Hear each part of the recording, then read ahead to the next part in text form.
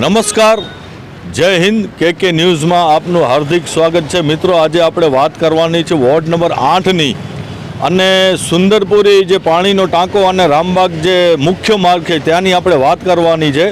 મિત્રો, આજે 8 મહિના પહેલે જ એક રોડના સાઈડમાં જે પાર્કિંગ એરિયા કહેવાય જે ત્યાં કને પેવર બ્લોક લગાવવામાં આવ્યા હતા અને આજે પાછા એ પેવર બ્લોક છે એ કાઢી નાખવામાં આવે અને ત્યાં કને જે પાણીની એક નળ છે જલ સુધીની જે યોજના છે એ યોજના હેઠળના જે પાઇપ છે કદાચ 1.5 ફૂટના જે પાઇપ છે એના ડાયામીટર એ પાઇપ નાખવામાં આવી રહ્યા છે અને જે પહેલે જે પાર્કિંગ કરેલી હતી જે પેવર બ્લોકથી બનેલું હતું એ હાલમાં તોડી રહ્યા છે.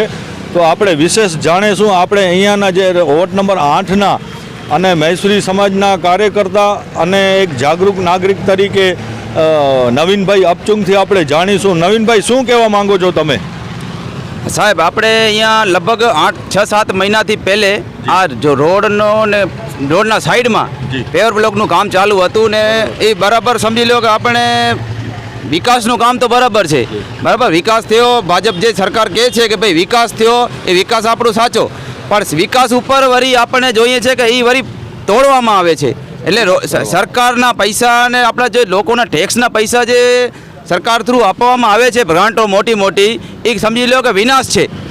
એ આપણે જોઈ શકીએ છીએ કે આ સવારના જે નળથી જળ એ ખોદવામાં આવતું હતું એના ઉપર આપણે નગરપાલિકાએ એવું ભ્રષ્ટાચાર કરવામાં આવે છે નગરસેવક દ્વારા કે ભાઈ આ સમજી લો કે ખરાબ છે. એમ આપણે સમજી શકીએ છીએ કે ભાઈ આ ખોટું છે કે ભાઈ સરકારના પૈસા વેસ્ટ જાય છે. તો સરકારશ્રીને ધ્યાન દેવું જોઈએ કે ભાઈ આવી રીતે ન થાય ને નગરસેવકોને થોડુંક પ્રેશર આવે કે ભાઈ આવી રીતે લોકોના પૈસાનો ખોટો વખોડી ના શકાય. બરાબર. નવીનભાઈનું કહેવાનું એવું છે કે હાલમાં જે આ નળ સે જળ યોજના જે હેઠળ જે પાઇપ નાખવામાં આવી રહ્યા છે એ અને જે જ્યારે પણ કોઈ પણ ગ્રાન્ટ હોય જે ઠરાવ પાસ થતો હોય નગરપાલિકામાં તો સ્પષ્ટ પહેલે એની ખાતરી કરવી જોઈએ અને તે પછી વર્ક ઓર્ડર કોપી જે છે એ નગરપાલિકાને આપવી જોઈએ કોન્ટ્રાક્ટર થ્રુ જે કામ કરતા હોય. અને જે કોઈ પણ જે વિસ્તાર છે એવાનું એક નિરીક્ષણ કરવામાં આવે કે ખરેખર ત્યાં પાણીની લાઈન નાખેલી છે પહેલાંથી કે નથી નાખેલી, ગટરની લાઈન નાખેલી છે કે નથી નાખેલી, એ પહેલે સ્થળ ઉપર જઈ કરી અને નિરીક્ષણ કરવું જોઈએ. અને તે પછી કોઈ પણ જે લાઈન છે પાણીની લાઈન હોય, ગટરની લાઈન હોય અથવા કોઈ પણ લાઈન નાખતા હોય તો એની પહેલે ચકાસણી કરી અને પછી નાખવામાં આવે. કારણ કે આ જે પૈસા છે આ એક આમ નાગરિકના પૈસા છે, એક જનતાના પૈસા છે જે પોતે રાત દિવસ ખૂન પસીનો એક કરીને કમાવતા હોય એ જનતાનો પૈસો છે. અને જે અહીંયા પેવર બ્લોક નાખવામાં આવેલા હતા એ પણ અહીંના કોઈ સ્થાનિક નગરસેવક છે એમની ફેક્ટરીમાંથી આવે છે. મતલબ કહેવાનું મતલબ એમ છે કે હવે બે મુકતા છે, એક તરફ તો નગરસેવક અને બીજી તરફ એ જ વ્યક્તિ સામે કોન્ટ્રાક્ટર બની બેઠા છે. એટલે ખેલ પણ એમનું ને મદારી એમનું ને વાંદરા એવું ને એવું બધું અહીંયા કને સ્પષ્ટ જોવા મળી રહ્યું છે. હાજી, શું કહેવા માંગો છો તમે?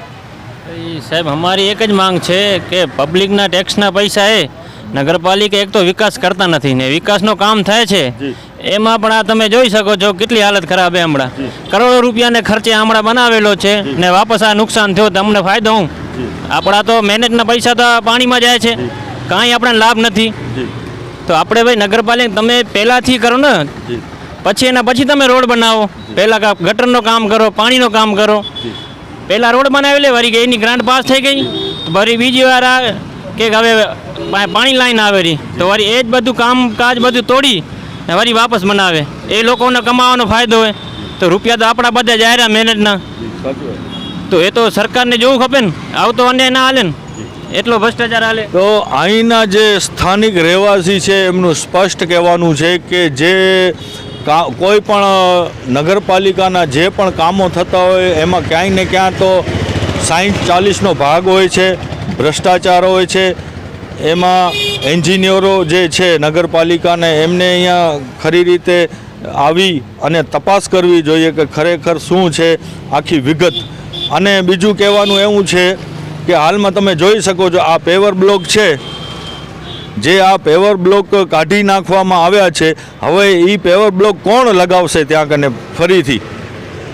જે આ પેવર બ્લોક કાઢી નાખવામાં આવ્યા છે એ પેવર બ્લોક ફરીથી કોણ લગાવશે, એના માટે પાછું કેટલું ખર્ચું થશે, અને આશરે હું તો આપને જણાવું કે આપણે અહીંયાથી જે ધણી માતંગ દેવ સર્કલ છે અહીંયાથી કરીને આપણે સુંદરપુરી પાણીનો જે ટાંકો છે ત્યાં સુધીનો અડધોથી પોણો કિલોમીટરનો એક રોડ છે, અને એ સરળ આ જે રોડ બનેલો છે તેને સાઈડમાં જે પાર્કિંગનો એરિયા છે ત્યાં કને જે પેવર બ્લોક છે એ પાથરેલા છે, એટલે ક્યાંક ને ક્યાંક આખું જે લાઈન છે એ તોડવામાં આવશે. આજે અમને જે એક મહત્ત્વની જાણકારી મળી કે જે આ પાણીની લાઈન જે છે નાખવાની છે એ જે પાણીની લાઈન છે એ આજે હવે પહેલે દિવસના એ લોકોએ કામ ચાલુ કર્યો હતો કોન્ટ્રાક્ટર દ્વારા, હવે એ લોકો રાતના કામ ચાલુ કરશે, એટલે કોઈ જાગૃત નાગરિક પર રાતના ન આવે અને એ લોકોને ભ્રષ્ટાચાર અગર ક્યાંક કરવું હોય તો એ લોકોને ખુલ્લો દોર મળે. કેમેરામેન હિરન સાથે હું સમીરભાઈ મહેશ્વરી, કચ્છ કર્મશીલ ન્યૂઝ.